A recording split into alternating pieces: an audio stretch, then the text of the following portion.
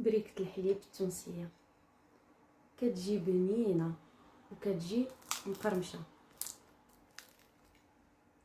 كنتمنى انكم تجربوها وتخليو لي ارائكم في لي كومونتير. وكي ديما ما تنساوش انكم تشتركوا في القناه وتشجعوني بجيم وكومونتير زوين وتبارطاجيو باش تزيد تكبر الصفحه. يلا نبداو. باش نحضروا الكريمه غادي نحتاج 500 مليلتر نتاع الحليب، نص لتر. غادي نزيد عليه 3 المعالق كبار ديال النشا. غادي ندير غير معلقه كبيره ديال لو سكر، حيت اصلا من بعد غادي نسقيوهم باش ما يجوش حلوين بزاف. شويه ديال الزهر بحال هكا، وغادي نخلطوهم قبل ما نديروهم على النار. نحطو هذا الشيء بحال هكا.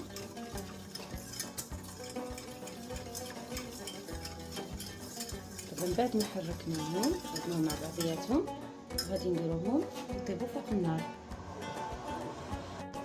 انا دابا درتهم فوق النار، ما خصنيش نوقف عند التحريك باش داكشي ما يلصقش. غادي نبقى كنحرك بحال هكا حتى تعقد ليا الكريمه. شوفوها هي هنايا بدات كتعقد. غادي نستمر بحال هكا في التحريك، ما نوقفش باش ما تحرقش، خصها تنشف مزيان مزيان.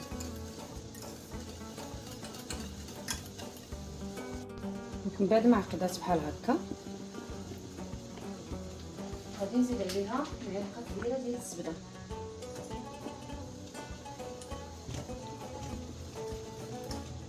هكا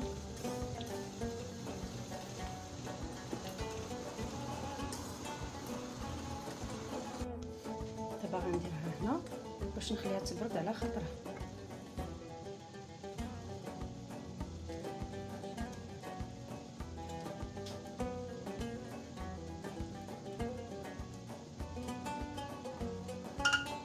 نخلي الكريمه تبرد ونرجع معكم من بعد.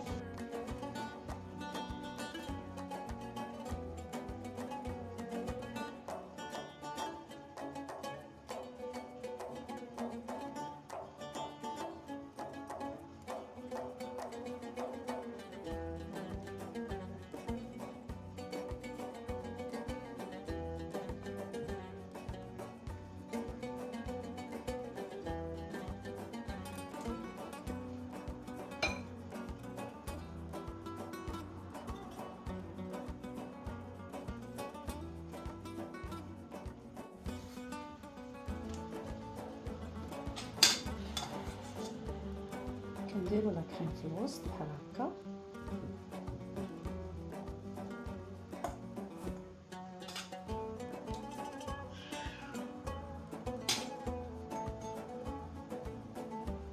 بحال هذا الشكل.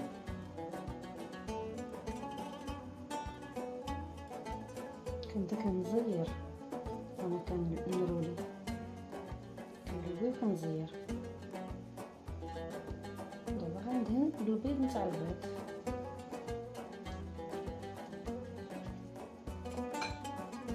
بحال هكا.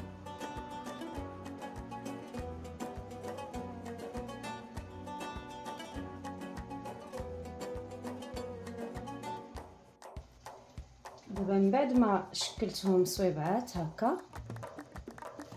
غادي ندوز باش نقليهم.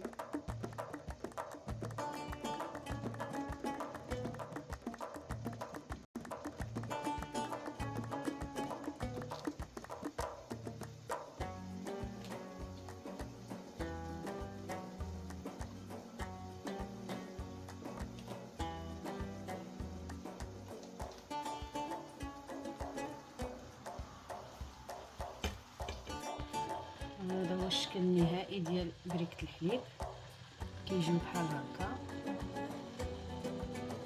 بعد ما قليتهم هما مازالين سخانين، نزدت عليهم السيرو اولا الشحور اللي ديجا شاركتو معكم في البسبوسه، وزينتهم شويه ديال النوازيط مهرمش.